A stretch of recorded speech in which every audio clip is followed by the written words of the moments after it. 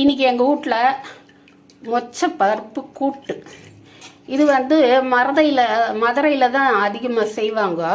ராவே மொச்சக்கொட்டையை வெள்ளை மொச்சக்கொட்டையை நல்லா ஊற போட்டு காத்தால் எழுந்திரிச்சு அந்த முழு மொச்சக்கொட்டையை இப்படி அழுத்தி இது பண்ணோம்னா பருப்பு வேறு தோல் வேறு வந்துடும். இந்த பாருங்கள் தோல் எப்படி இதுன்னுட்டு.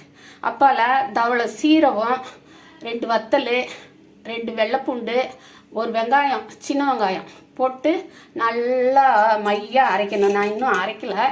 அரைச்சிட்டு இது கொதிக்க வைக்கணும். கொதிச்ச அப்புறம் இந்த மசாலாவை ஊற்றிட்டு கொஞ்சம் உப்பும் போட்டு வேக விட்டு இறக்கி தாளிச்சாக்கா மொச்சப்பருப்பு கூட்டு ரெடி. நீங்கள் தக்காளி இதெல்லாம் போட்டு கூட செய்யலாம். முருங்கைக்காய் கூட போடுவாங்க ஒரு சிலர்.